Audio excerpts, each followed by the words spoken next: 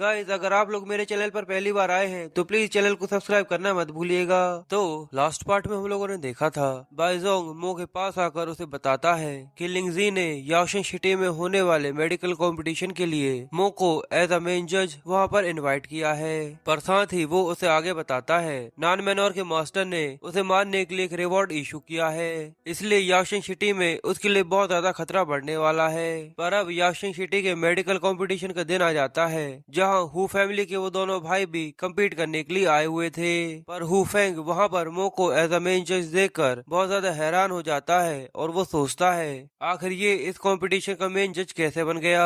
ये यहाँ इन लोगों का यूज कर कर जरूर मुझे हराने की कोशिश करेगा। अब तो मेरे जीतने के कोई भी चांसेस नहीं बचे हैं। फिर मो आगे बढ़ते हुए जैसे ही उन दोनों के साइड में से निकलता है तो वो उन लोगों से कहता है तुम दोनों को उस दिन शॉप में हुए हादसे को लेकर जरा भी चिंता करने की जरूरत नहीं है, बस तुम अपने कंपटीशन पर ध्यान दो। यहाँ पर कोई भी उस चीज को लेकर तुम्हें परेशान नहीं करने वाला। वो दोनों ही ये बात सुनकर मो का शुक्रिया करते हैं। पर मो के वहाँ से आगे निकलते ही हु फेंग अपने मन में सोचता है इस कंपटीशन की वजह से अभी मुझे तुमसे डर कर रहना होगा और इसी वजह से अभी मैं तुम्हारा शुक्रिया कर रहा हूँ। पर जैसे ही मैं इस कंपटीशन को जीत जाऊंगा उसके बाद मैं तुम्हें जान से मार डालूंगा। अब अनाउंसर अनाउंस करके सब लोगों को बताता है मेन जज भी यहाँ पर आ चुके हैं, तो चलिए कंपटीशन को शुरू किया जाता है। और वहाँ नॉन मैनोर में जू जियाओजी का एक आदमी उसके पास आकर उसे बताता है कि यहाँ पर ऐसा कोई भी इतना ज्यादा बहादुर इंसान नहीं है जो मो को मारने के लिए ये रिवॉर्ड लेने के लिए आगे आए। सब के सब पूरी तरह से बेकार है। जू जियाओजी कहता है जाओ पर्सनली जिन जिंग को लेकर आओ, उसकी इस नफरत को भी बदला लेने का एक मौका मिलना चाहिए। वो जरूर ये काम करने के लिए तैयार हो जाएगा। यहाँ जाओ जियाओजी मो को मारने के लिए किसी अपने एक्सपर्ट इंसान को बुलाने में लगा हुआ था और वहाँ दूसरी तरफ याओशिंग सिटी में ये कंपटीशन उसके आखिरी पड़ाव पर आ गया था जहाँ हु फेंग और हु जुयान दोनों की पिल टॉप प्लेस पर थी। और अनाउंसर भी अनाउंस कर सब लोगों के सामने ये बात रखता है ये दोनों ही हु फैमिली के गिफ्टेड मास्टर्स है। यहाँ हु फेंग ने एक water and fire pill refine करी है और हु जुयान ने हीमोस्टेट्रिक पिल रिफाइन करी है। पर यहाँ पर उन दोनों की पिल्स में से हु फेंग की बनाई हुई पिल ज्यादा बड़ी होने की वजह से वहाँ बैठी सभी ऑडियंस को भी ऐसा लगता है हु फेंग ही इस कंपटीशन का विनर है, क्योंकि यहाँ पर ऐसा कोई भी नहीं है जो उसकी बनाई हुई वाटर एंड फायर पिल को पीछे छोड़ सके। और वैसे भी हु जुयांग ने जो पिल बनाई है वो एक बेसिक पिल है जिसे याओशिंग सिटी में कोई भी बड़े आसानी से बना सकता है। और साथ ही तीनों जजेस की आंखें चमकती हैं और उन्हें देखकर ऐसा लगता है जैसे उन्हें उनका विनर मिल चुका है। पर मो वहाँ पर कुछ नोटिस करता है तभी स्टेज पर अनाउंसर सब लोगों को अनाउंस कर बताता है तीनों जजेस ने अपना रिजल्ट दे दिया है जिसे मैं यहाँ पर सुनाने वाला हूँ। और जो कि इस कंपटीशन का विनर है वो है हु फेंग। सभी हु फेंग का नाम सुनते ही उसे चीयर करने लगते हैं और उसका बड़ा भाई भी उसके लिए बहुत ज्यादा खुश होता है और अपनी खुशी दिखाने के लिए उसे कॉन्ग्रेचुलेट करता है। पर हु फेंग अपने बड़े भाई से बहुत ज्यादा नफरत करता है, इसलिए हु फेंग को उसकी कॉन्ग्रेचुलेशन भी किसी गाली से कम नहीं लगती। इसलिए हु फेंग को उस पर बहुत ज्यादा गुस्सा आ जाता है और वो हु जुयान को डांटते हुए बोलता है अपना मुंह बंद रखो, मेरा तुम्हारे जैसा कोई भी नालायक भाई नहीं हो सकता। और उसकी ऐसी कटी हुई बातें सुनकर हु जुयांग को बहुत ज्यादा बुरा लगता है और वो उदास हो जाता है। पर तभी मो सब लोगों को रुकने का बोलता है तो अनाउंसर कहता है लगता है मिस्टर मो इस रिजल्ट से खुश नहीं है, चलिए जानते हैं आखिर वो क्या कहना चाहते हैं। पर हु फेंग मो को देखते हुए चिंता में सोचता है क्या ये कमीना लोगों के सामने आकर रिजल्ट को गलत साबित करने वाला है। क्या इसने ऐसा नहीं कहा था कि ये मुझे यहाँ पर परेशान नहीं करेगा या मुझसे कोई भी पर्सनल दुश्मनी नहीं निकालेगा।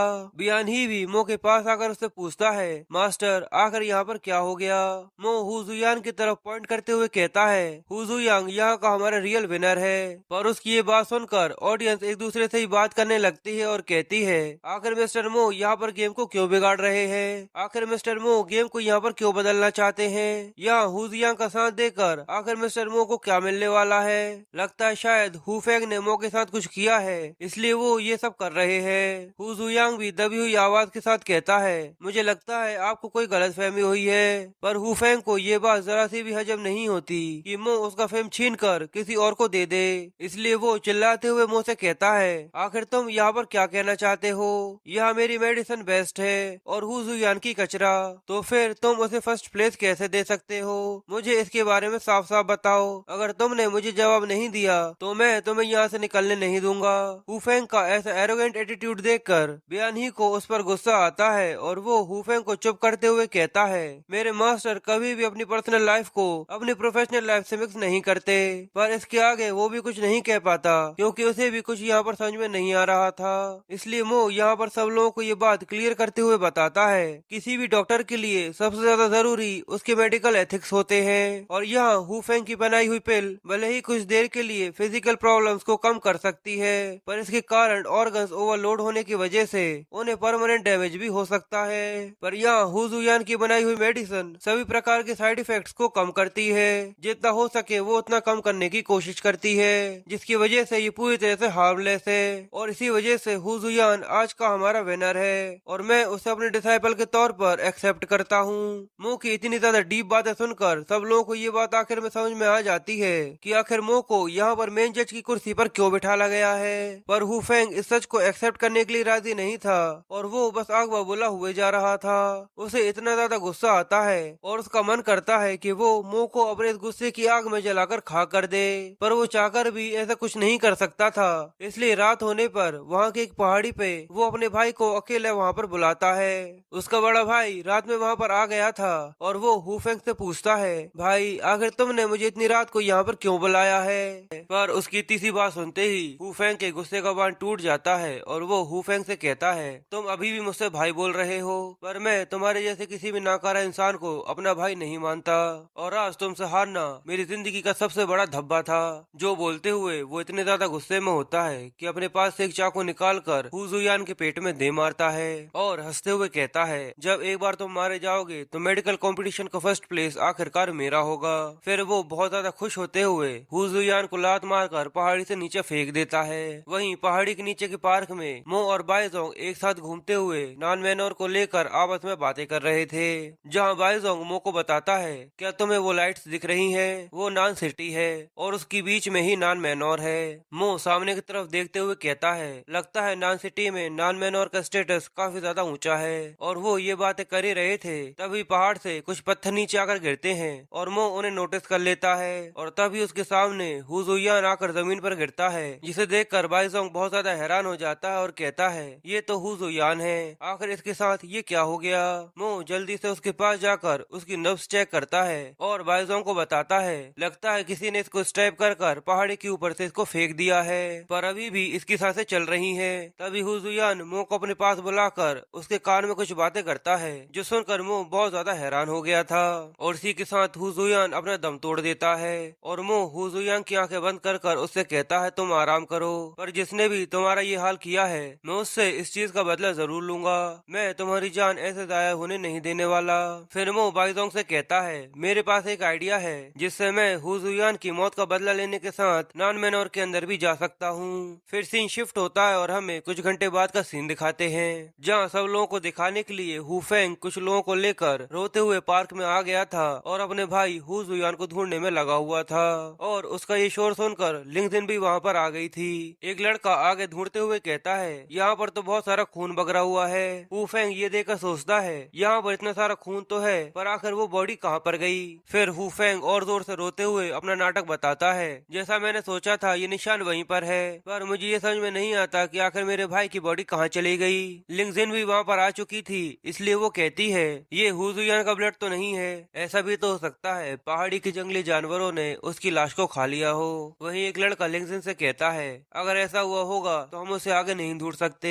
पर लिंगजिन उससे कहती है, तुमने ठीक कहा, पर अगर इस खून को यहाँ पर छोड़ दिया जाए तो इसका कोई भी सबूत नहीं है कि हुजुयांग अब तक मारा जा चुका है। ये सुनकर वो लोग और आगे ढूंढने की कोशिश करते हैं, पर हुफेंग ये सच जानता था कि उसका भाई मर चुका है और अगर जंगली जानवरों ने उसे खा भी लिया हो तो भी उसे कोई दिक्कत नहीं है। इसलिए वो लिंगजी से कहता है, अगर आप लोग जंगल के और अंदर जाकर उसे ढूंढने की कोशिश करेंगे तो वहाँ पर कई सारे जंगली जानवर और जहरीले सांप हो सकते हैं। पर तभी वहाँ पर हुजुयांग की आवाज आती है, अगर हुजुयांग यहाँ पर होता तो तुम लोगों को इतनी सारी प्रॉब्लम फेस नहीं करनी पड़ती। वो सभी हुजुयांग और बाइजोंग को एक साथ देखकर बहुत ज्यादा हैरान हो जाते हैं, क्योंकि हुजुयांग बिल्कुल सही सलामत वहाँ पर खड़ा हुआ था। असल में यहाँ पर हुजुयांग की बॉडी में मो है, जो हुजुयांग बनकर यहाँ पर सब लोगों के सामने खड़ा हुआ था। हुफेंग की तो ये देखकर आंखें बाहर आ जाती हैं और उसके दिमाग में ये आता है, अगर हुजुयांग पहले ही मारा जाता तो इस मेडिकल कंपटीशन का फर्स्ट प्लेस मेरा हो जाता। और हुजुयांग वहाँ पर आकर कहता है, मुझे लगता लगता है इस मेडिकल कंपटीशन का फर्स्ट प्लेस मेरे भाई को दे देना चाहिए। लिंगजिन उससे कहती है, आखिर तुम ये क्या बात कर रहे हो? तुम्हारा भाई ना जाने यहाँ पर कितने बड़े दर्द से गुजर रहा है, तो हम लोग उसके प्लेस को कैसे ले सकते हैं? पर हुफेंग सब लोगों की नजरों में आने के लिए हुजुयांग से कहता है, ये फर्स्ट प्लेस तुम्हें मिस्टर मो ने दिया है, तुम्हें इस बात को अच्छे से सुनना चाहिए था। लिंगजिन भी कहती है, तुम्हें इसके बारे में चिंता करने की जरूरत नहीं है, मैंने मास्टर से पहले ही इसके बारे में बात कर ली थी, वो जल्दी ही तुम्हारी ट्रेनिंग चालू कर देंगे। फिर वो दोनों भाई एक साथ वहाँ से निकल जाते हैं। वहाँ हुफेंग हुजुयान से कहता है, तुमने सच में बहुत अच्छा काम किया, मैंने वहाँ बहुत सारा खून देखा था, पर मैं ये जानता था कि तुम जरूर जिंदा होगे, पर आखिर तुमने ऐसा कैसे किया? हुजुयांग उससे कहता है, मैं इसके बारे में तुम्हें क्या बताऊं, तुम खुद ही इसके बारे में सोच सकते हो। हुफेंग कहता है, ना चाहते हुए भी सच में तुम्हें समझ तो है, अब आगे से फ्यूचर में मेरे पीछे ही रहना, जिससे मैं तुम्हारी जिंदगी में दुख कम दूंगा। हुजुयान कहता है, ये बात तो साफ है कि तुम हु फैमिली के और थर्ड ब्लड से हो, और तुम हु फैमिली को आगे जाकर संभालने वाले हो, इसलिए मैं चाहकर भी तुमसे लड़ने के बारे में कैसे सोच सकता हूँ। हुफेंग हंसते हुए कहता है, चलो अच्छा है कि तुम्हें ये बात पता है कि मेरे लिए फर्स्ट प्लेस पर आना कितना ज्यादा जरूरी है, तो अब मुझे फिर से इन मुसीबतों में पड़ने की कोई भी जरूरत नहीं है। अब कंपटीशन खत्म होने की वजह से अगले ही दिन वो दोनों नान सिटी में हु फैमिली में वापस आ जाते हैं, जहाँ हुफेंग की फैमिली उसका वेलकम करने के लिए गेट पर आती है। हुफेंग के डैड आते हुए ही उससे बोलते हैं, मेरे प्यारे लड़के, मुझे तुम पर बहुत ज्यादा गर्व है। फिर उसकी माँ कहती है, ये सच में बहुत होशियार फार्मासिस्ट है, ना कि हुजुयांग की तरह। फिर हुफेंग की बहन बोलती है, आखिर आप इसे किससे कंपेयर कर रही हो, वो तो इस लायक भी नहीं है। फिर हुफेंग की माँ धीमी सी हंसी हंसते हुए हुजुयांग से कहती है, तुम्हारे जैसे खुजली वाले कुत्ते सच में बहुत ज्यादा बेकार होते हैं, आखिर मैं भी मेरे लड़के को किससे कंपेयर कर रही थी। पर उनकी इन बातों को रोकते हुए हुफेंग के डैड खास कर कहते हैं, हुफेंग आज हमारे साथ हमारे घर में चलकर खाना खाएगा।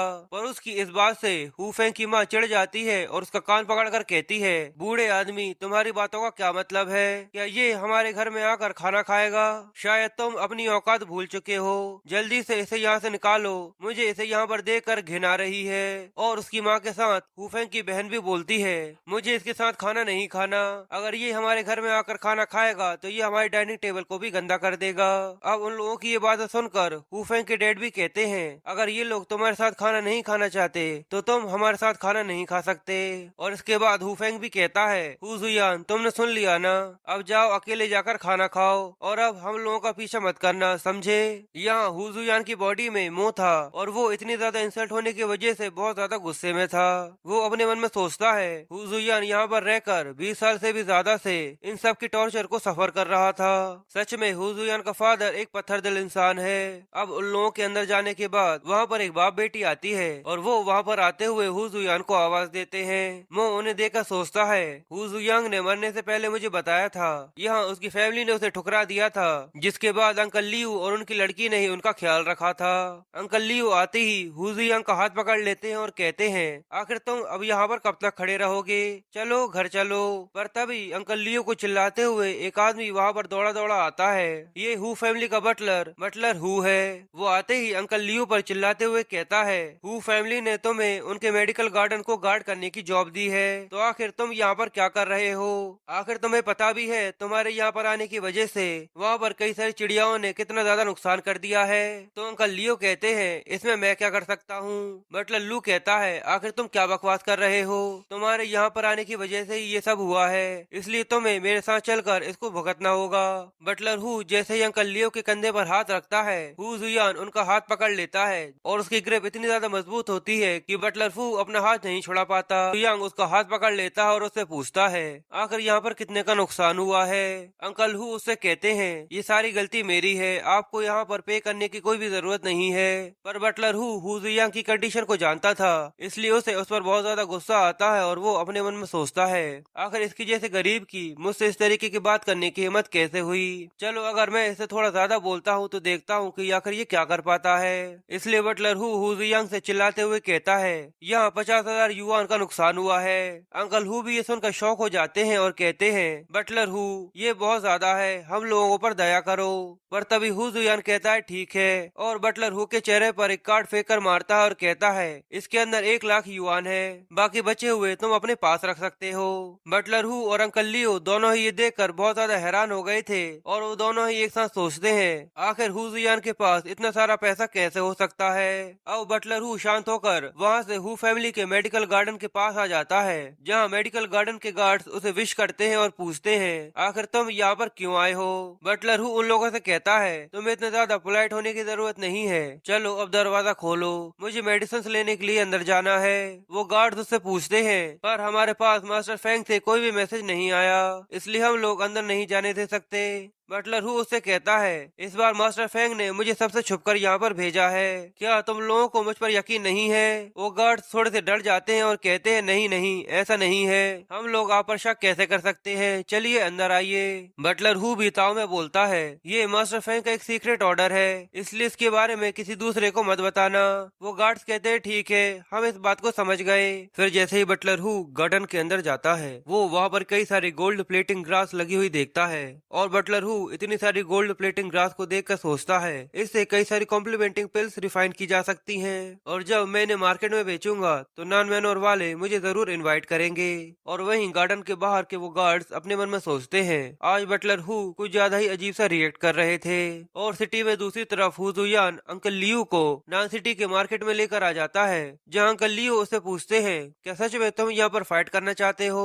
हु जुयान स्ट्रेचिंग करते हुए कहता है इसकी चिंता आप मत करिए, मेरे यहाँ पर जीतने के बाद आप आपकी कॉम्प्लीमेंटिंग पिल्स को यहाँ पर बेच सकते हैं। फिर वो लोग एक स्टेडियम के पास पहुँच जाते हैं, जहाँ हु जुयान अंकल लियू से आगे कहता है जैसा मैंने आपसे कहा था आप बस वैसा ही करिएगा और बाकी सब आप मुझ पे छोड़ दीजिए। जिसके बाद हु जुयान एक माइक लेकर स्टेज के ऊपर जाकर खड़ा हो जाता है। हु जुयान को स्टेज पर देखकर वहाँ पर खड़े कई सारे लोग आपस में बातें करते हुए कहते हैं ये तो हु फैमिली का बड़ा लड़का है, पर आखिर ये यहाँ पर क्या करने आया है। पर तभी अचानक हु जुयान माइक्रोफोन में चिल्लाते हुए कहता है नॉन मैनोर का मार्शल आर्ट पूरे तरह से कचरा है, और अगर जो भी मेरी बातों से सहमत नहीं है वो यहाँ पर आकर मुझसे फाइट कर सकता है, क्या कोई में हिम्मत है जो यहाँ पर आ सके।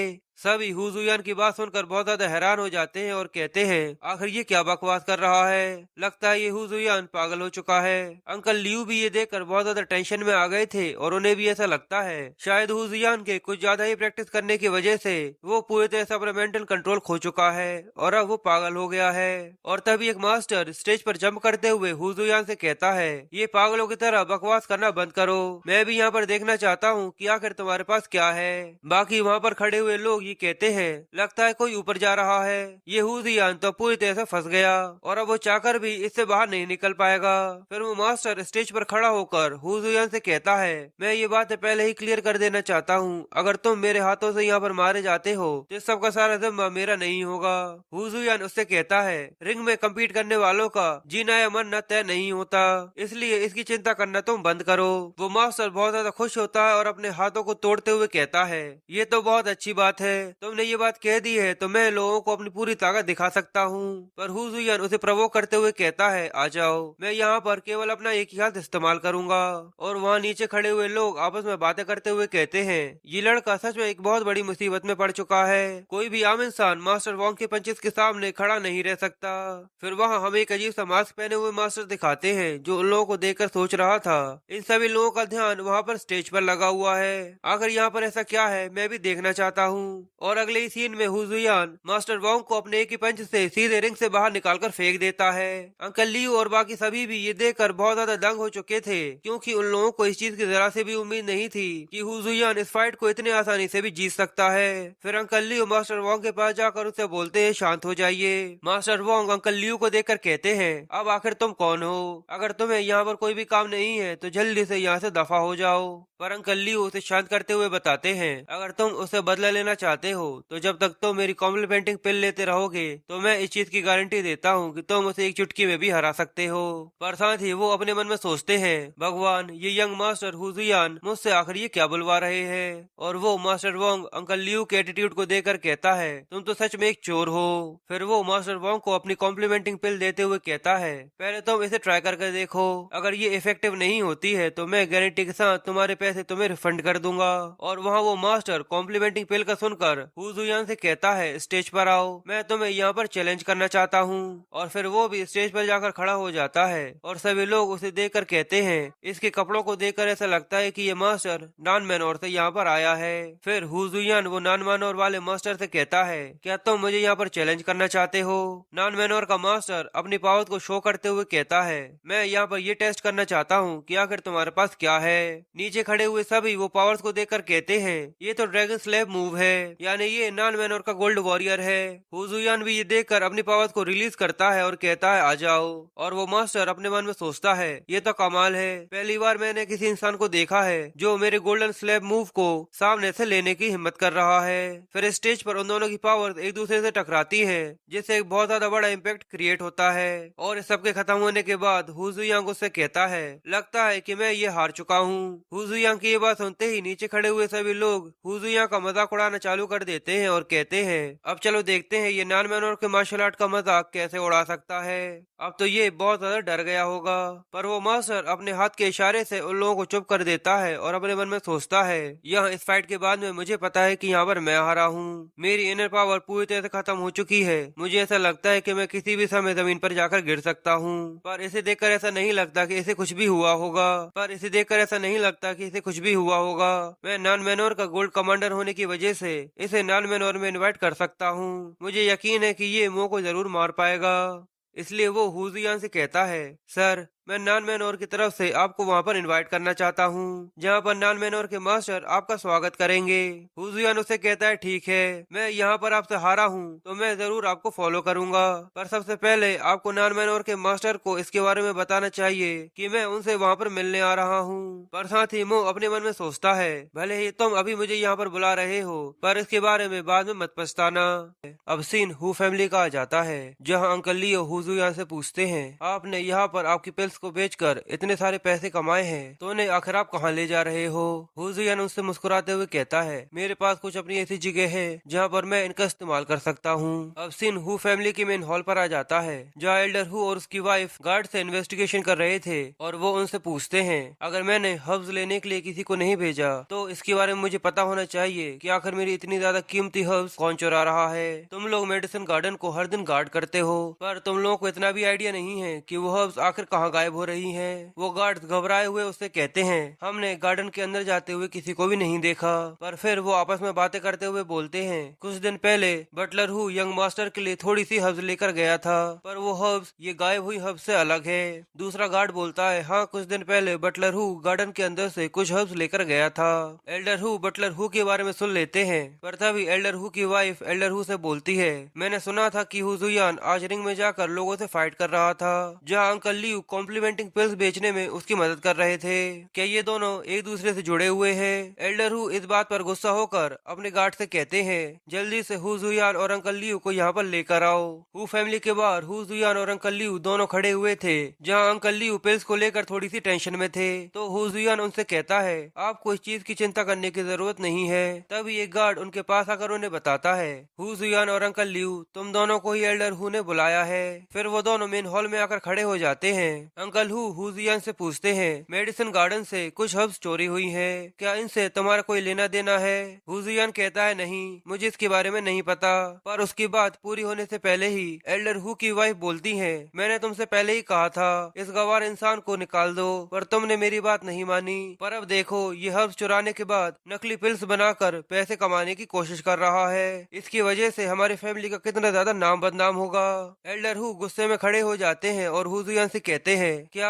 आखिर ये बात सच है? हु जुयान कहता है नहीं, ऐसा कुछ भी मैंने नहीं किया, ये सारा काम हु फेंग का है। पर उसकी इस बात पर एल्डर हु की वाइफ चिढ़ जाती है और कहती है कमीने, पहले तो तुमने हब्स चुराई और अब इस सब का सारा इल्जाम मेरे लड़के के ऊपर लगा रहे हो। एल्डर हु भी गुस्से में हु जुयान को थप्पड़ मारने के लिए अपना हाथ उठा लेते हैं और कहते हैं मैंने तुमसे ऐसा नहीं कहा कि तुम यहाँ पर झूठ बोल सकते हो। जो बोलकर वो हु जुयान को थप्पड़ मारने ही वाले होते हैं, पर हु जुयान उनका हाथ पकड़ लेता है और कहता है फादर, आप लोग मेरी बातों पर यकीन क्यों नहीं करते?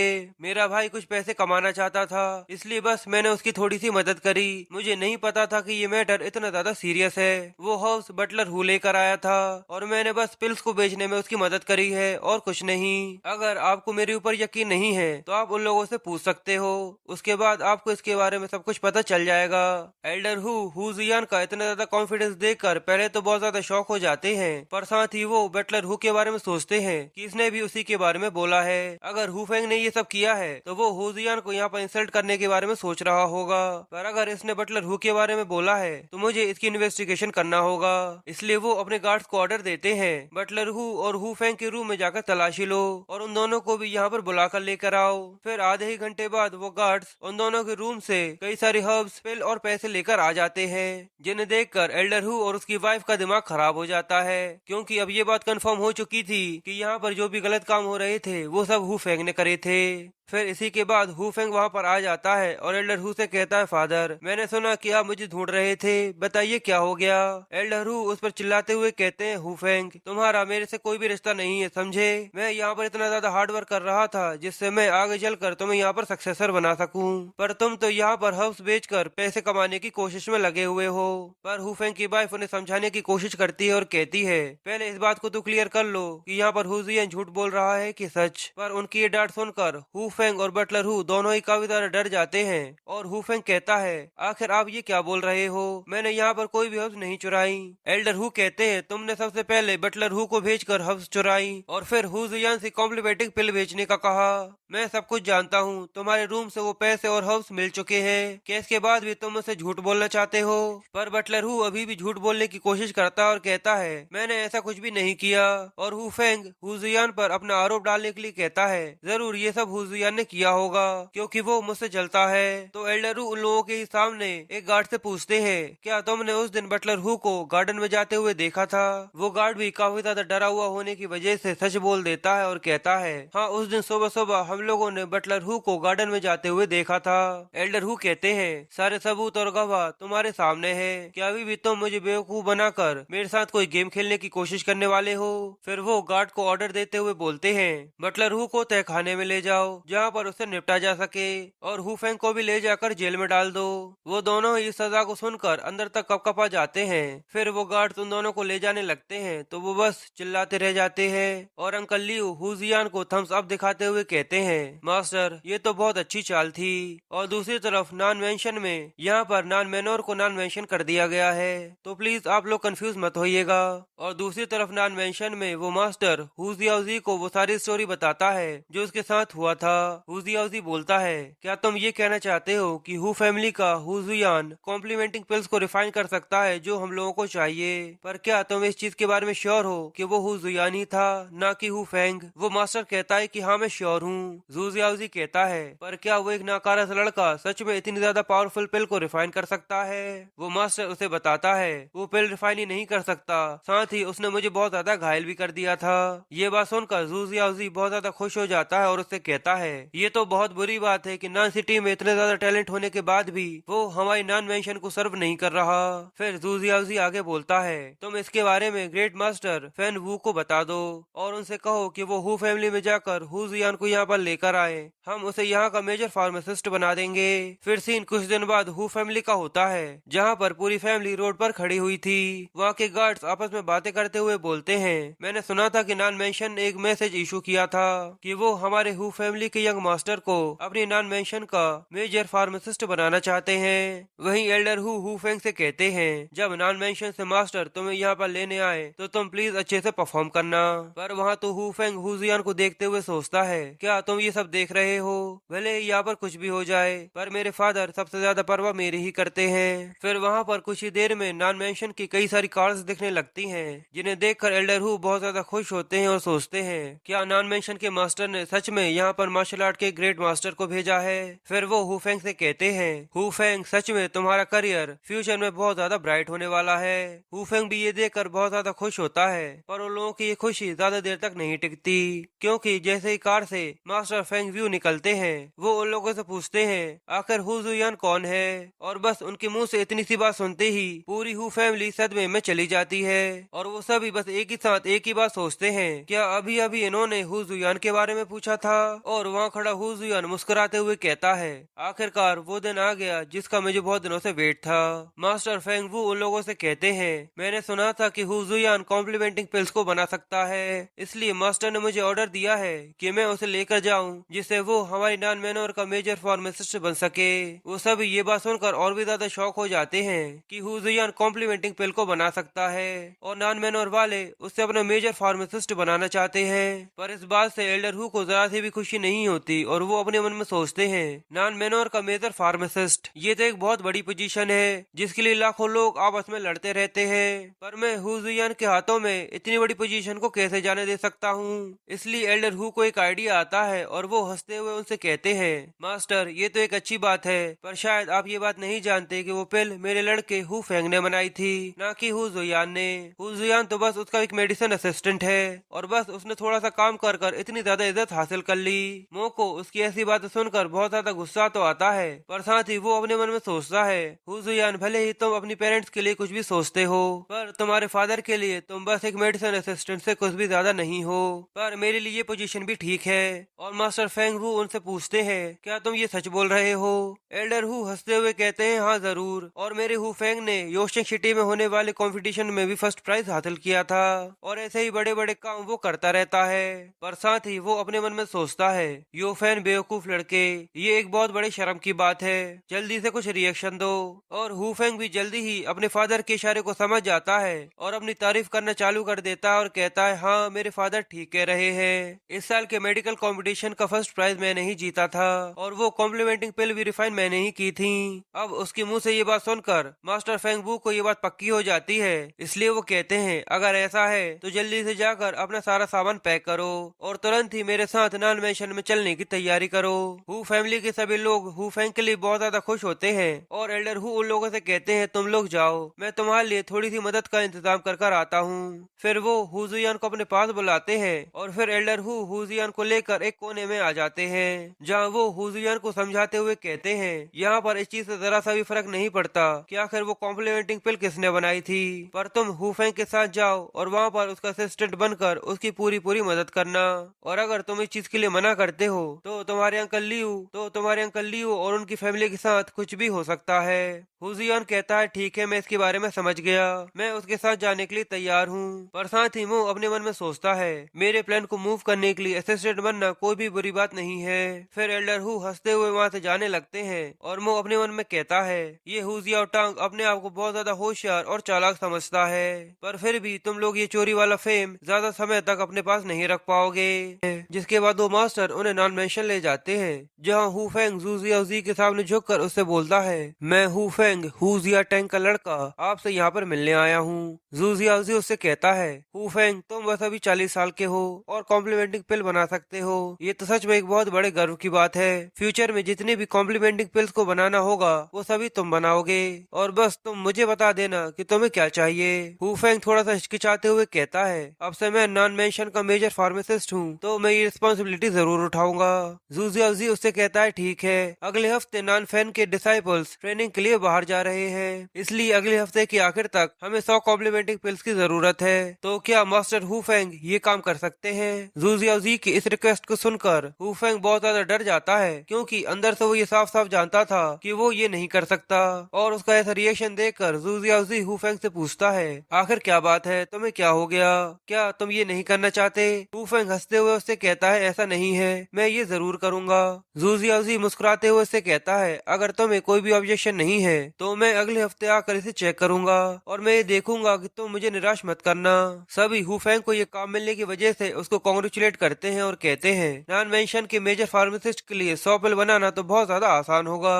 पर हुफैंग घबराया हुआ बस अपने मन में यही सोचता है, तुम लोगों को ये आसान लगता है, पर आज तक मैंने तो एक सिंगल कॉम्प्लीमेंटिंग पिल भी नहीं बनाई। पर वो अपने आप को शांत रखते हुए सोचता है, मेरे फादर ने मुझसे कहा था अगर कोई भी तुम्हें प्रॉब्लम आए तो हु जुयान के पास जाना। पर वो हु जुयान को इतना ज्यादा शांत देकर और भी ज्यादा घबरा जाता है। पर फिर वो नॉन मेंशन से उसे बाहर लाकर हुफैंग हु जुयान को डराते हुए उससे बोलता है, तुम पक्के में वो पिल बना सकते हो तो तुम्हें यहाँ पर 100 पिल बनाने में मेरी मदद करनी होगी। पर हु जुयान उसे साफ साफ मना कर देता और कहता है, यहाँ पर मेजर फार्मासिस्ट तुम हो तो तुम्हें वो पिल्स रिफाइन करनी है, ना कि मुझे।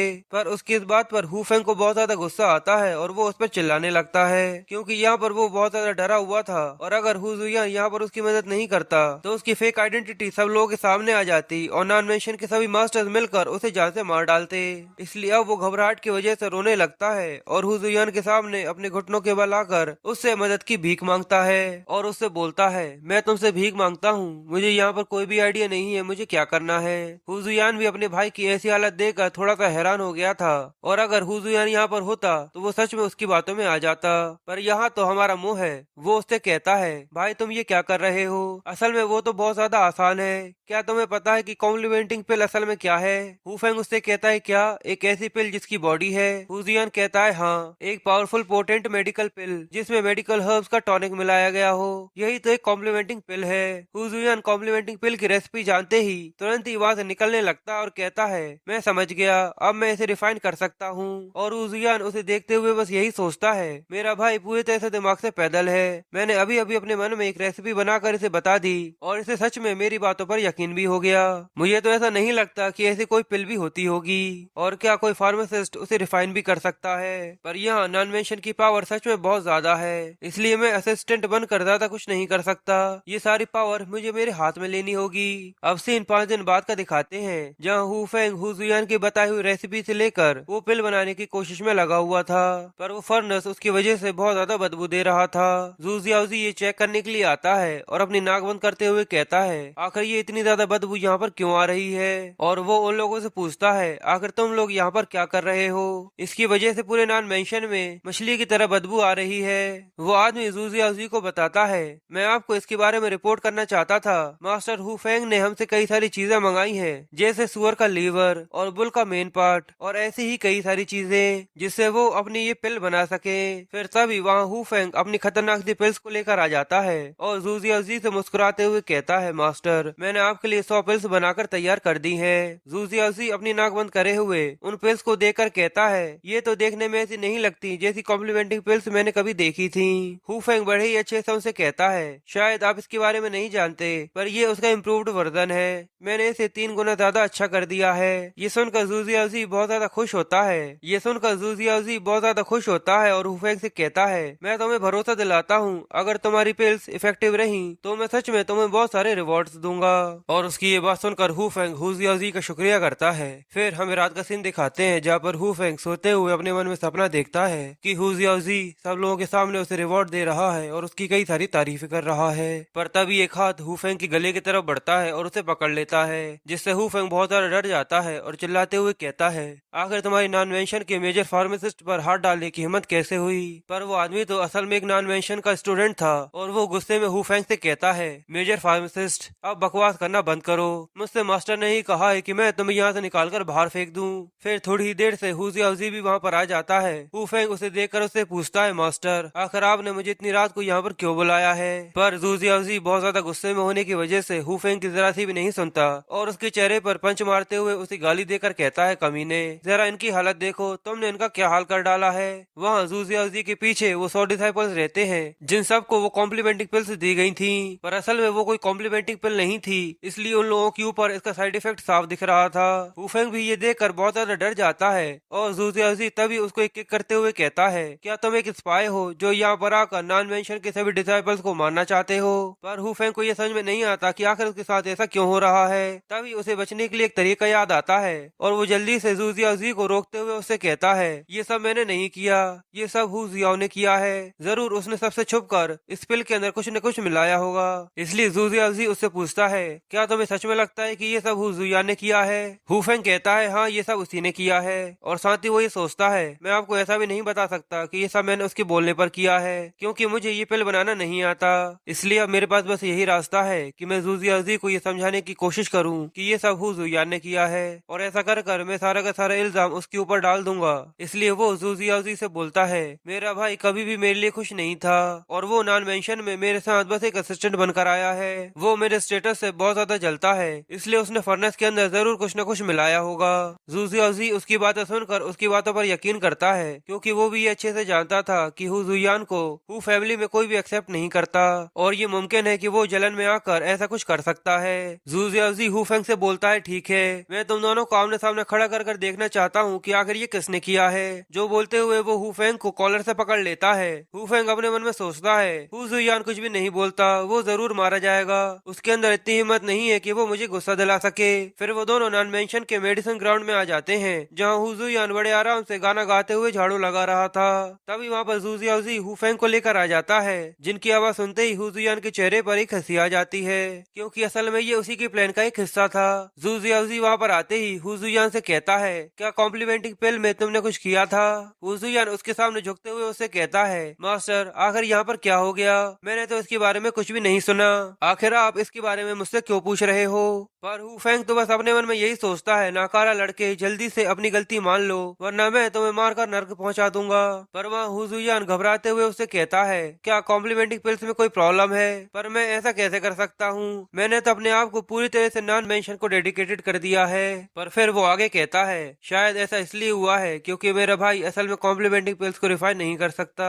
हु जुयान के मुंह से ऐसी बातें सुनकर हु फेंग बहुत ज्यादा हैरान हो जाता है, क्योंकि उसने ऐसा नहीं सोचा था कि हु जुयान उसके बारे में ऐसी कोई बात कर सकता है। और हु जुयान यहाँ पर चुप नहीं रहता, वो आगे बताता है, मास्टर मैं असल में आपको बताना चाहता हूँ कि वो पिल्स असल में मैंने रिफाइन करी थी, पर मेरे पेरेंट्स ने मुझे डराकर मेरे भाई का असिस्टेंट बनने का मुझसे बोला, और मुझे यहाँ पर नॉन मेंशन में उसकी मदद करने के लिए भेज दिया। पर ये कौन जानता था कि मेरा भाई यहाँ पर आकर इस तरीके से फंस जाएगा।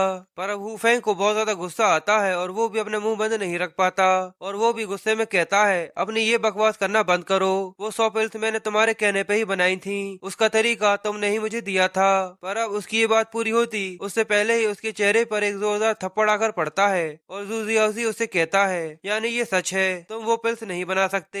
हु फेंग अपने चेहरे को पकड़े हुए कहता है, ऐसा नहीं है। तो हु जुयान हु फेंग से कहता है, भाई ऐसा मत बोलो, अगर ऐसा है तो चलो हम दोनों यहाँ पर पिल बनाकर देखते हैं। जू जियाजी उससे कहता है कि हाँ ये एक अच्छा आइडिया है, तुम दोनों यहाँ पर मेरे सामने कम्पीट करोगे और पिल बनाकर मुझे दिखाओगे।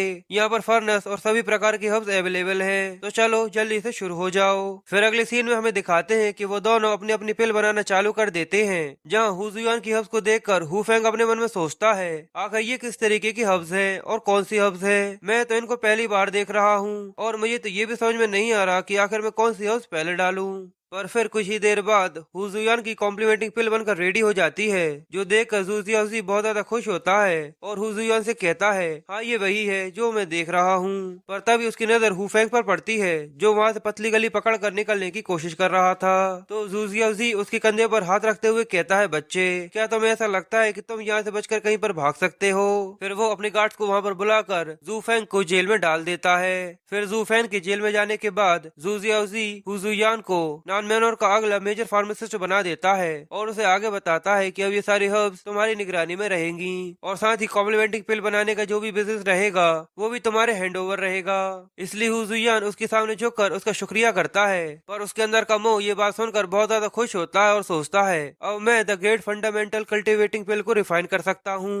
फिर जैसे ही जू जियाजी और बाकी लोग वहाँ से निकलते हैं, हु जुयान जल्दी से अंदर जाकर अपने लिए कल्टिवेटिंग पिल बनाने के लिए सभी हर्ब्स निकालकर एक फर्नेस के अंदर डाल देता है, और कहता है कि आखिरकार अब मैं अपनी कल्टीवेशन को आगे बढ़ा सकता हूँ। पर थोड़ी देर से उसका फर्नेस चमकने लगता है, और वो ये देखकर जल्दी समझ जाता है, इसलिए वो उसके ब्लास्ट होने से पहले ही वहाँ से बहुत दूर निकल कर आ जाता है। अच्छा है मैं तो यहाँ से जल्दी ही निकल आया, पर मुझे ये समझ में नहीं आ रहा कि आखिर मैंने कौन सी हर्ब्स गलत डाल दी थी। वहाँ पर खड़े हुए सभी लोग ये देखकर बहुत ज्यादा हैरान होते हैं, और दूसरी तरफ हु जियाजी अपने एक दोस्त के साथ बैठकर उसे ये बताता है कि अब हमें कॉम्प्लीमेंटिंग पिल्स की कोई भी कमी नहीं होने वाली, हमारा हमारा नॉन मेंशन अब पहले से भी बहुत ज्यादा स्ट्रांग हो जाएगा। वो ये बात पूरी कर पाता तभी वहाँ पर दो लोग आकर उसे बताते हैं हमारी नॉन मेंशन की सभी पिल्स मेजर फार्मासिस्ट ने ब्लास्ट कर दी हैं। ये सुनते ही जूजी को बहुत ज्यादा गुस्सा आता है, पर वो अपने मेहमान के सामने ऐसा कुछ भी नहीं करना चाहता था, इसलिए वो अपने गुस्से का घूंट पीते हुए उसे कहता है हमारा नॉन मेंशन बहुत ज्यादा पावरफुल है, इससे ज्यादा बुरा कुछ भी नहीं हो सकता, इसलिए तुम चिंता मत करो। पर वो फिर से इस बात को पूरी कर पाता तभी दो लोग फिर से वहाँ पर भागते हुए आते हैं और बताते हैं हमारी सभी पिल्स के साथ हमारे सभी हर्स भी ब्लास्ट हो चुके हैं। अब इस बात को सुनते ही जूजी का पारा सातवें आसमान से भी ऊपर चला जाता है और उसका चेहरा एक गोरिल्ला की तरह फूल जाता है और वो गुस्से में उन लोगों को ऑर्डर देता है हुजुयान को भी जेल के अंदर डाल दो, वो वहाँ पर रहकर ही हमारे लिए पिल रिफाइन करेगा। फिर नेक्स्ट सीन जेल का होता है जहाँ पर पहुंचकर हुजुयान कहता है अब मुझे याद आया कि आखिर मैंने कौन सी अब गलत डाल दी थी, पर नॉन मेंशन को उड़ाने में सच में बहुत ज्यादा मजा आया, वो बहुत ही ज्यादा कमाल का था। वहाँ खड़ा गार्ड हुजुयान से कहता है तुम बताओ यहाँ पर पिल रिफाइन करने के लिए तुम्हें कौन सा रूम ज्यादा अच्छा लग रहा है। हुजुयान थोड़ा सा सोचकर एक रूम की तरफ पॉइंट करते हुए कहता है मुझे लगता है वो रूम मेरे लिए बहुत ज्यादा अच्छा होगा, और उसके अंदर हमें दिखाते हैं कि एक बहुत ज्यादा खतरनाक इंसान को बांध कर रखा हुआ था। जूजी उस गार्ड से पूछता है आखिर उसके अंदर कौन है, क्या उसे तुम दूसरे रूम में स्विच नहीं कर सकते, वो रूम बहुत ज्यादा बड़ा और मजबूत है, मेडिसिन रिफाइन करने के लिए सच में वो एक अच्छा रूम है। वो गार्ड उसे बताता है उसके अंदर जो आदमी है उसकी आइडेंटिटी अननोन है, पर वहाँ कई सारे कैदी मारे जा चुके हैं। जहाँ तक मास्टर जूजी भी उस सेल के पास नहीं जाते, और वहीं पीछे खड़ा हु फेंग अपने सेल से ये देखता है और सोचता है आखिर हुजुयान यहाँ पर क्या कर रहा है। फिर हुजुयान पलटते हुए गार्ड से बोलता है अगर ये इतना ज्यादा खतरनाक है तो मुझे इसके बारे में भूल जाना चाहिए, और साथ ही वो अपने मन में सोचता है मुझे यहाँ पर पिल बनाने की क्या जरूरत है, वैसे भी अगर नॉन मेंशन फिर से भी उड़ जाता है तो मुझे इससे क्या फर्क पड़ता है।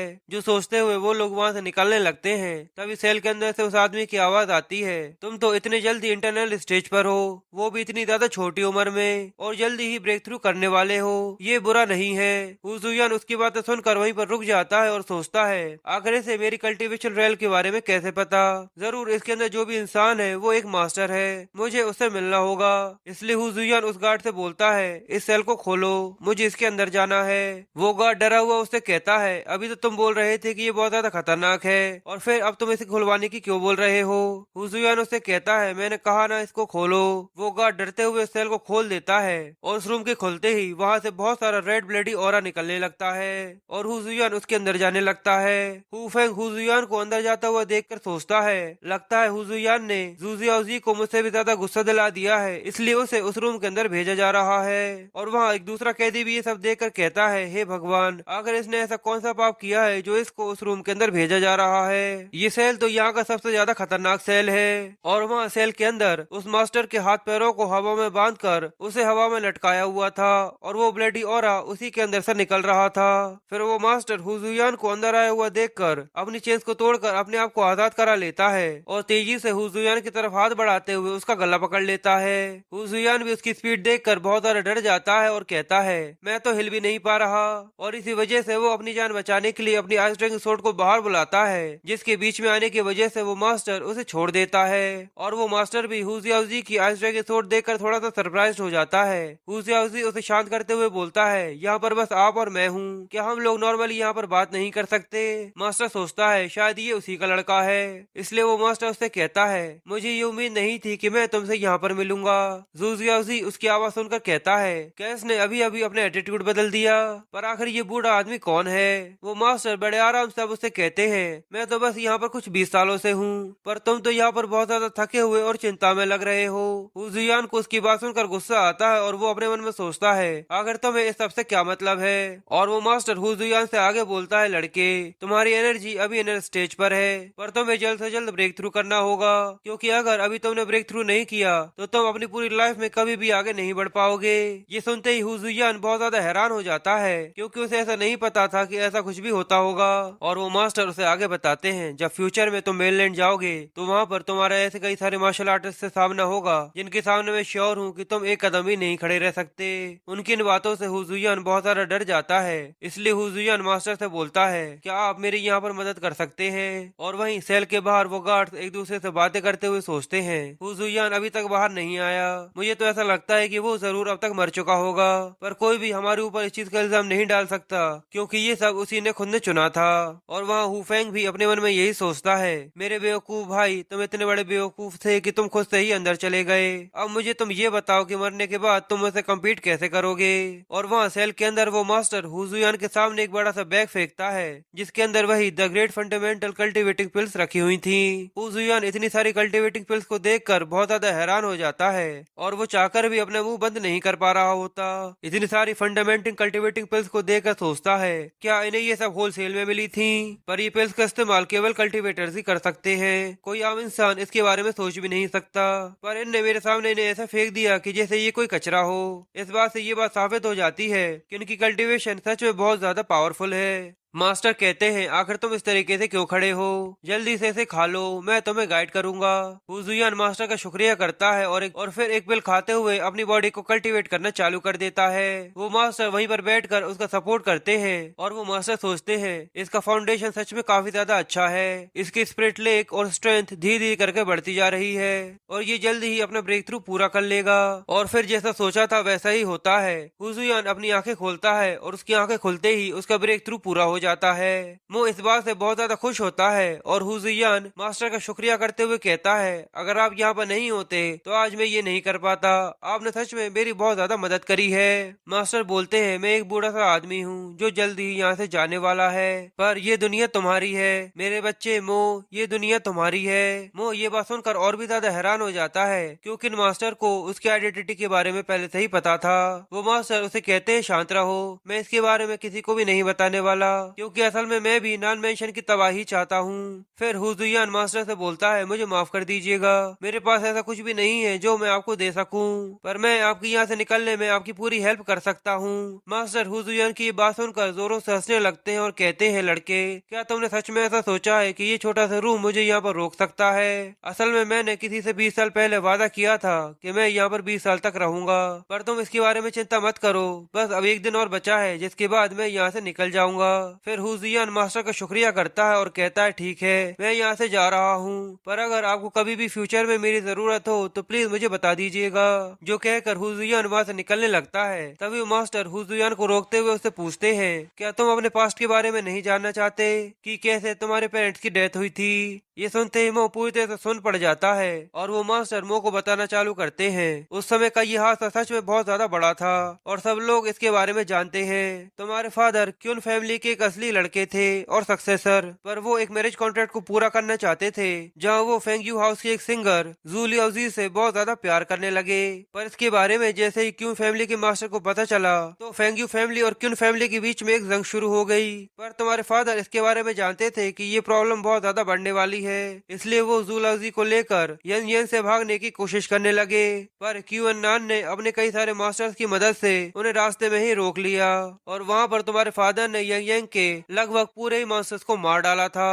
पर वो गुस्से भरी आवाज में उन्हें टोकते हुए कहता है, मास्टर, मुझे सबसे कोई भी मतलब नहीं है, पर मैं बस इतना जानना चाहता हूँ कि आखिर मेरे पेरेंट्स को किसने मारा। वो मास्टर भी गुस्से में कहते हैं, बच्चे, क्या तुम्हें ऐसा लगता है कि मुझे इस सब के बारे में पता है? मोस की ये बात सुनकर सोचता है, मुझे लगा था मुझे मेरे दुश्मनों के बारे में कुछ इन्फॉर्मेशन मिल जाएगी। पर वो मास्टर उसे बताते हैं, बच्चे, तुम्हें इतनी जल्दी हार नहीं माननी चाहिए। अगर तुम अपने पेरेंट्स के बारे में सच में जानना चाहते हो और पता लगाना चाहते हो कि आखिर यहाँ पर क्या हुआ था, तो तुम यंग यंग सिटी में जाकर वहाँ पर क्वीन फैमिली और फेंगयू हाउस को ढूंढ सकते हो, जहाँ पर तुम्हें इसके बारे में पता चल सकता है। पर वैसे वो चाइना की टॉप 2 पावरफुल फैमिलीज में से है। अगर तुम वहाँ पर जाते हो तो वहाँ पर खतरा भी बहुत ज्यादा होगा। वो मास्टर का शुक्रिया करते हुए कहता है, आपकी सलाह के लिए शुक्रिया, पर queen family young young city में है और मैं वहाँ पर जरूर जाऊंगा। वो मास्टर मो को वहाँ से जाता हुआ देखकर सोचते हैं, ये सच में उसी का लड़का है और ये उसका लड़का होना डिजर्व भी करता है और मुझे ऐसा लगता है कि हम लोग जरूर फ्यूचर में मिलेंगे। और वहीं सेल के बाहर का सीन दिखाते हैं, जहाँ हु फेंग गार्ड से बोलता है, हुजुयान अब तक तो मारा जा चुका होगा और अब नॉन मेंशन को अपना पुराना फार्मासिस्ट की वापस जरूरत होगी, इसलिए जैसा ही मौका पड़ेगा तो तुम लोग जरूर मेरा साथ देना। वो गार्ड भी उससे कहते हैं, जरूर, हम आपका वेट करेंगे। तभी हुजुयान वहाँ पर आ जाता है और कहता है, मेरा भाई चाहता है कि मैं उसे यहाँ से बाहर निकाल दूं। हु फेंग हुजुयान को वहाँ पर जिंदा देखकर बहुत ज्यादा हैरान हो जाता है और सोचता है, आखिर ये जिंदा बाहर कैसे आ सकता है। हुजुयान वहाँ पर आकर उसे अपनी पावर्स को शो करता है तो हुजुयान डरते हुए उससे कहता है, क्या तुम मुझे यहाँ पर मारना चाहते हो? पर तुम ऐसा नहीं कर सकते, अगर तुमने ऐसा किया तो फादर तुम्हें नहीं छोड़ेंगे। हुजुयान उसकी धमकी सुनकर सोचता है, मुझे इस चीज से जरा सा भी फर्क नहीं पड़ता अगर मैं तुम्हें यहाँ पर मार भी डालू तो। फिर वो गार्ड से बोलता है कि हु फेंग को छोड़ दो। हु फेंग ये सुनकर सोचता है ये मुझे यहाँ से आजाद कराना चाहता है, यानी ये अभी भी मुझसे डरता है। फिर वो गार्ड्स हु फेंग के सेल का गेट खोल देते हैं और हु फेंग सेल से निकलते ही हु जुयान को धमकाना चालू कर देता है और कहता है भले ही तुमने मुझे यहाँ से निकालने में मेरी मदद करी हो, पर मैं तुम्हें मेरी पोजीशन छीनने की वजह से कभी भी माफ नहीं करूंगा और अब कभी भी हु फैमिली में लौटकर वापस मत आना, वरना मैं तुम्हें मार डालूंगा। हु जुयान उसे कहता है सॉरी, पर मैं घर जरूर आऊंगा, पर उससे पहले तुम जाकर हु फैमिली में सबको ये बता दो कि मैं कुछ दिन बाद वहाँ पर आकर तुम्हारा सिर काटने वाला हूँ, इसलिए वो लोग तुम्हारे सिर को साफ कर रख दे। हु फेंग कहता है क्या तुम्हें ऐसा लगता है कि सच में तुम मुझे डरा सकते हो?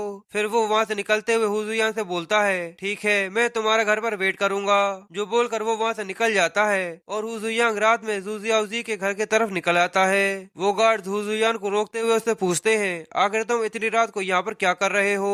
पर मास्टर अभी बिजी है इसलिए तुम बाद में आना। पर तभी हु जुयान को अंदर से यूनरिन और जू जियाओजी की आवाज आती है और वो उसकी आवाज सुनकर समझ जाता है कि यूनरिन बहुत बड़े खतरे में है। असल में यहाँ पर यूनरिन मो के बारे में पता लगाने आई थी, पर जू जियाओजी ने उसे पकड़कर उसके साथ अब जबरदस्ती करने की कोशिश कर रहा था। पर तभी उसकी रूम का गेट टूटता है और जू जियाओजी हु जुयान को यहाँ पर ऐसे देखकर बहुत ज्यादा हैरान हो जाता है। फिर वो गुस्से में हु जुयान से चिल्लाते हुए कहता है क्या तुम अंधे हो, तुम्हें दिखाई नहीं देता कि मैं बिजी हूँ, चलो अब जल्दी से यहाँ से दफा हो जाओ। पर यूनिन उससे हेल्प मांगते हुए उससे पूछती है क्या आपने मो को यहाँ पर कहीं देखा है? जू जियाओजी यूनिन से बोलता है मैं तुम्हारी जान ले लूंगा अगर तुमने फिर से चिल्लाने की कोशिश करी तो। तभी हु जुयान जू जियाओजी के पेट पर एक पंच मारता है जिससे वो जाकर दीवार से टकराता है और खांसते हुए हु जुयान से कहता है आखिर तुम्हारी ऐसा कुछ करने की हिम्मत कैसे हुई? पर हु जुयान जू जियाओजी को इग्नोर करते हुए यूनिन को समझाते हुए कहता है तुम यहाँ विंडो से जल्दी से निकल जाओ, पहले मैं नॉन मेंशन को तबाह कर दूं, उसके बाद मैं तुम्हें मो के बारे में सब कुछ बताऊंगा। यूनिन उसे देखते हुए सोचती है इसे देखकर ऐसा क्यों लगता है कि मैंने इसे पहले भी कहीं देखा है। फिर यूनिन जल्दी से वहाँ से निकल जाती है और जू जियाओजी उसे वहाँ से जाता हुआ देखकर सोचता है तुमने मेरा पूरा प्लान खराब कर दिया, मैंने सोचा था कि मैं इस लड़की की मदद से बाइजोंग को डराकर उससे फेक मेडिसिन बनवाऊंगा, पर अब हु जुयान जब तुमने मुझे धोखा देने का सोच ही लिया है तो मैं चाहता हूँ कि मैं तुम्हें एक बहुत बुरी मौत दूं। फिर वो अपने गार्ड्स को आवाज देता है और देखते ही देखते वहाँ पर नॉन मेंशन के कई सारे गार्ड्स और मास्टर्स आ जाते हैं और जू जियाओजी हु जुयान को गाली देते हुए उससे कहता है सब लोग इसे मार डालो। फेंगवू आगे बढ़ते हुए कहता है लो मेरा पंच खाओ, पर वो तो हु जुयान का एक पंच खाते ही सीलिंग को तोड़ते हुए छत से बाहर चला जाता है। फिर हमें अगली सीन में दिखाते हैं कि हु जुयान ने वो सभी मास्टर्स और गार्ड को बहुत बुरी तरीके से मारा था। हु जुयान ने किसी के पैर तोड़ दिया था और किसी का सिर फोड़ दिया था और वो सभी दर्द में किर्रा रहे थे और मदद मांग रहे थे। वहाँ पीछे खड़े हुए डिसाइपल्स ये देखकर सोचते हैं आखिर यहाँ पर क्या हो गया, किसी ने पूरे नॉन मेंशन को तबाह कर दिया है। तो दूसरा डिसाइपल उससे कहता है क्या तुम पागल हो, यहाँ पर फाइट चल रही है और मुझे डर है कि मास्टर फेंगवू अपनी उस यूनिक स्टाइल को इस्तेमाल ना कर ले, वरना उनके सामने वाले अपोनेंट को अपनी लीग कॉफिन पहले से ही लेकर आ जाना चाहिए। और वहाँ हु जुयान के सामने फेंगवू अपनी उस यूनिक स्टाइल को इस्तेमाल करते हुए वहाँ पर कई सारे हाथों वाले एक बहुत बड़ा मॉन्स्टर बना देते हैं और वो सोचते हैं इसने मुझे अपने आप को ये इस्तेमाल करने पर मजबूर कर दिया था, पर अब मैं इसे अपने एक ही मूव से खत्म कर सकता हूँ। फिर वो मॉन्स्टर हु जुयान पर अपने सभी हाथों से वार करता है, तभी हु जुयान भी अपने रियल पावर्स को इस्तेमाल करते हुए उसको पंच मारता है जिससे वो बहुत बड़ा मॉन्स्टर उसके एक ही पंच से खत्म हो जाता है। फेंगवू और जू जियाओजी दोनों ही ये देखकर बहुत ज्यादा हैरान होते हैं कि हु जुयान ने अपने एक ही हाथ से उस पूरे मॉन्स्टर को खत्म कर दिया। फिर वो अपने रियल फेस दिखाते हुए उन लोगों से बोलता है वहाँ तक वीचेन की वो शॉर्ट फॉर्मेशन भी मेरे सामने ज्यादा कुछ नहीं थी, और तुम्हें क्या लगता है कि ये तुम्हारे यूनिक स्टाइल उस शॉर्ट फॉर्मेशन से ज्यादा पावरफुल है? जू जियाओजी ये देखकर और भी ज्यादा हैरान परेशान हो जाता है क्योंकि असल में यहाँ पर हु जुयान नहीं मो था। फिर वो जू जियाओजी से बोलता है मेरा टाइम बर्बाद करना बंद करो, सब लोगों से कहो कि वो एक साथ आकर मुझसे लड़ाई करे। वहीं खड़ा मास्टर उसकी ये बात सुनकर अपने मन में सोचता है ये लड़का तो सच में बहुत ज्यादा एरोगेंट है, आखिर मैं इसे बर्दाश्त कैसे कर सकता हूँ। और नॉन मेंशन के बाहर यूनियन को भी इसके बारे में पता चल जाता है कि मो अंदर फाइट कर रहा है और अंदर मो सभी डिसाइपल्स और मास्टर्स को बहुत बुरी तरीके से पीटता जा रहा था। जिसके बाद वो जू जियाओजी के पास आकर उससे कहता है क्या तुम्हें याद है कि तुमने कितने सारे निर्दोष लोगों को अपनी एक्सट्रीमली क्विक फीलिंग पिल की वजह से कितने सारे लोगों को मार डाला था? पर जू जियाओजी अभी भी अपनी अकड़ के साथ बोलता है आखिर तुम्हारी मुझे छूने की हिम्मत भी कैसे हुई? तभी मो उसे किक करते हुए कहता है ये मेरे डिसाइपल यूनियन को टच करने के लिए। फिर मो अपनी आइस ड्रैगन सोर्ड को बाहर निकालते हुए जू जियाओजी पर अटैक करता है, पर तभी वहाँ पर जू जियाओजी का बड़ा भाई जूवू वी आ जाता है जो मो के अटैक को ब्लॉक कर लेता है। सभी वहाँ पर उसे देखकर बहुत ज्यादा सरप्राइज होते हैं और कहते हैं इसकी इंटरनल फोर्स तो बहुत ज्यादा पावरफुल है। और ज़ूवू भी मुझसे बोलता है क्या तुम यहाँ पर मेरे भाई को मारना चाहते हो, पर क्या तुमने इसके बारे में मुझसे पहले पूछा। फिर हमें ज़ूवू बी के बारे में बताया जाता है ये असल में नॉन मेंशन का फॉर्मल मास्टर था, पर जब इसके छोटे भाई को नॉन मेंशन का सक्सेसर बनाया गया तो वो अचानक से कहीं पर गायब हो गया था। और ज़ूवू भी नॉन मेंशन के कुछ ग्रेट मास्टर्स में से एक था। उसकी स्ट्रेंथ कभी भी खत्म होने का नाम नहीं लेती थी। जब वो अपनी आखिरी स्टेज पर भी होता था तब भी कोई भी इंसान उसके सामने नहीं टिक सकता था। और ऐसे ही मो भी उसकी स्ट्रेंथ को देखकर बहुत ज्यादा सरप्राइज हो जाता है और कपकपाते हुए हाथ के साथ अपने मन में सोचता है क्या नॉन मेंशन ने अभी भी अपने पास कुछ एक्सपर्ट लोगों को छुपा कर रखा हुआ है। पर मैं भी यहाँ पर बिना कुछ सोचे समझे नहीं आ गया था।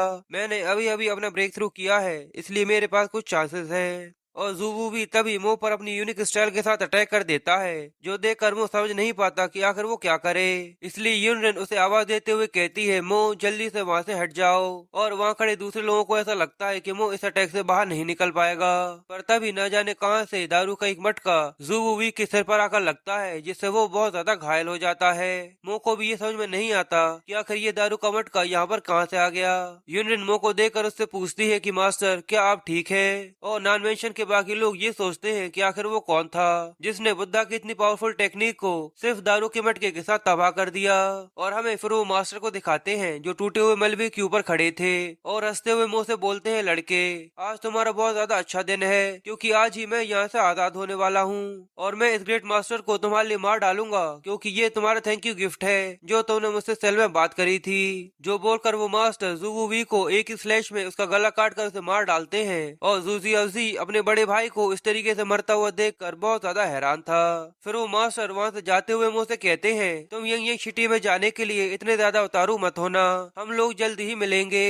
मो जाते हुए मास्टर का शुक्रिया करता है और फिर अपनी तलवार निकाल कर ज़ूज़ी को भी जान से मार डालता है। और फिर सभी लोगों को ये बताता है आज और अभी से स्नान मेंशन का न्यू मास्टर मैं हूँ। अब हमें अगले दिन सुबह हु फैमिली का सीन दिखाते हैं जहाँ हु फेंग अपनी सारी हदों को पार करते हुए छोटी सी लड़की को लात मारकर अपने घर से बाहर निकालता है। अंकल लियू उसे चुप कराने की कोशिश करते हैं क्योंकि उसे बहुत ज्यादा दर्द हो रहा था, पर हु जुयान हंसते हुए उससे बोलता है अब ये रोना धोना बंद करो, यहाँ पर किसी को भी जरा सा भी फर्क नहीं पड़ेगा अगर मैं तुम्हारा गला भी काट दूं तो। तुम लोग हु जुयान के वफादार हो, पर वो तो अब तक मर चुका है, इसलिए मैं उसका छोड़ा हुआ बदला अब तुम लोगों से लूंगा। अंकल लियू ये सुनकर हैरान होते हैं और उससे कहते हैं आखिर तुम ये क्या बोल रहे हो, क्या मास्टर हु जुयान मारे जा चुके हैं। हु फेंग उन्हें बताता है कि कल रात नान मेंशन में वो अब तक मारा जा चुका होगा और अब मैं उसी के साथ तुम लोगों को भी नर्क में भेजने वाला हूँ। जो बोलते हुए वो उन लोगों पर अटैक करने ही वाला होता है, तभी एक बटलर आकर हु फेंग को बुलाता है और कहता है नॉन मेंशन के न्यू मास्टर आपसे यहाँ पर मिलने आए हैं और उन्होंने आपको वहाँ पर बुलाया है। हु फेंग नॉन मेंशन के न्यू मास्टर का नाम सुनकर थोड़ा सा कंफ्यूज होता है और उसके बाद हंसते हुए सोचता है ऐसा तो नहीं नॉन मेंशन का न्यू मास्टर मुझे यहाँ पर पर्सनली आकर अपना मेजर फार्मासिस्ट बनाना चाहता है। और हमें गेट के बाहर दिखाते हैं कि वो अपने साथियों के साथ हु फैमिली के घर के बाहर खड़ा हुआ था। एल्डर हु और उसकी फैमिली वहाँ पर खड़ी मो का स्वागत करती है और कहती है आपका यहाँ पर आने के लिए शुक्रिया, इससे पहले नॉन मेंशन से यहाँ पर कभी भी कोई नहीं आया। और हु फेंग मो को वहाँ पर देखकर बहुत ज्यादा हैरान होता है और अपने मन में सोचता है क्या मो अभी भी जिंदा है, क्या नॉन मेंशन ने उसको पकड़कर जान से नहीं मारा था, और ये आखिर यहाँ पर क्या कर रहा है, और ये नॉन मेंशन का न्यू मास्टर कब बन गया। फिर एल्डर हु फेंग से बोलते हैं कि आखिर तुम वहाँ पर खड़े क्यों हो, यहाँ पर आओ और मो को ग्रीट करो। मो उससे कहता है तुम्हें इतना ज्यादा दिखावा करने की कोई भी जरूरत नहीं है। और फिर वो एल्डर हु से बोलता है मैं यहाँ पर आपसे एक चीज लेने आया हूँ। एल्डर हु मो से कहते हैं मास्टर आप बहुत ज्यादा दयालु हैं, अगर वो चीज मेरे पास होगी तो मैं अपने दोनों हाथ जोड़कर वो चीज आपको ऑफर करूंगा। मो से कहता है मैं ये बात सुनकर बहुत ज्यादा खुश हुआ। तभी मो का एक आदमी जाओमिन हु फेंग के गले पर अपना खंजर रख देता है और मो उन लोगों से बोलता है मैं यहाँ पर हु फेंग का सिल लेने आया हूँ। हु फैमिली ये सुनकर बहुत ज्यादा शौक हो जाती है और हु फेंग अपनी फैमिली को उसे बचाने के लिए आवाज देता है। एल्डर हु मो से भीख मांगते हुए उससे कहते हैं प्लीज आप इसे छोड़ दीजिए, मुझे ऐसा लगता है कि आपको यहाँ पर कोई गलतफहमी हुई है। मो से कहता है अगर ऐसा है तो मुझे बताओ हु जुयान के बारे में तुम क्या जानते हो। हु जुयान को सुनकर एल्डर हु की वाइफ सोचती है क्या ये यहाँ पर इसलिए आए हैं क्योंकि हु फेंग ने हु जाओ के साथ जो किया था इसके बारे में उन्हें पता चल चुका है, पर वो यहाँ पर अपने लड़के को बचाना चाहती थी, इसलिए वो उससे कहती है मास्टर मेरा लड़का यहाँ पर सबसे ज्यादा बेस्ट है और वो हुजियान गली के कुत्ते से ज्यादा कुछ नहीं। और हुजियान की बहन भी कहती है हाँ ये ठीक कह रही है, वो बस मेरे भाई का फेम चाहता था। और वहाँ खड़े अंकल लियू हुजियान के बारे में ऐसी बात सुनकर बस रोए जा रहे थे। फिर एल्डर हु मुंह से बोलते हैं अगर आप इसे मारकर भी संतुष्ट नहीं हुए तो फिर क्या होगा, इससे अच्छा आप इसके हाथ पैर काट कर उन्हें जमीन में गाड़ दीजिए और प्लीज इसे जिंदा छोड़ दीजिए। मो उसकी ऐसी बातें सुनकर सोचता है मैंने ऐसा नहीं सोचा था कि ये ऐसा कुछ भी बोल सकते हैं, पर मुझे ऐसा क्यों लगता है कि केवल यहाँ पर हुफेंग नहीं मरने वाला। पर मो जाओमिन को हुफेंग को मारने का इशारा करता है। ये देखकर एल्डर हु जाओमिन को धक्का देकर उसे अपने लड़के से दूर कर देते हैं और मुंह पर चिल्लाते हुए कहते हैं मैंने आपको पूरी इज्जत के साथ अपना मास्टर माना था, पर तुम्हें क्या लगता है कि तुम यहाँ पर आकर मेरे लड़के को ऐसे ही मार सकते हो? क्या ये सब तुम्हारे हाथ में है? और हुफेंग भी अपने फादर को बताता है कि ये नॉन मेंशन के न्यू मास्टर हुजुयान के भी मास्टर है, इसलिए प्लीज जल्दी से इसे मार दीजिए वरना ये फ्यूचर में हमारे लिए बहुत ज्यादा बड़ी प्रॉब्लम खड़ी कर देगा। एल्डर हु की वाइफ भी बोलती है भले तुम कोई एक्सपर्ट हो पर तुम चाहकर भी मेरे 5 कलर पॉइजन से नहीं बच सकते। मो से कहता है चलो आजमा कर देख लो, और फिर वो तीनों ही एक साथ मो पर हमला करने के लिए आगे बढ़ जाते हैं। पर फिर हमें अगली सीन में दिखाते हैं कि मो ने उन सबको ही मार डाला था। हुफेंग की बहन ये देखकर पागल हो जाती है और पागलों की तरह हंसते हुए कहती है तुम लोग मुझे अकेला छोड़कर मत जाओ, तुम लोग मुझे अकेला छोड़कर मत जाओ। जाओमिंग ये देखकर थोड़ा सा उदास हो जाता है और सोचता है हुफेमी की लड़की अब पूरी तरह से पागल हो चुकी है। फिर वो उस जगह को पूरी तरह से तबाह करने के बाद बोलता है नान फैमिली में अब कोई हु फैमिली नहीं बची है। और साथ ही वो अपने मन में सोचता है आज मैंने मेरे डिसाइपल से किया हुआ प्रॉमिस भी पूरा कर दिया। अंकल लियो उन्हें जाता हुआ देखते हैं और हवा में बोलते हैं क्या मास्टर आप ये सब देख सकते हैं, आज उन लोगों को अपने कर्मों की सजा मिल चुकी है। और इसी के साथ ये पार्ट यहीं पर खत्म हो जाता है।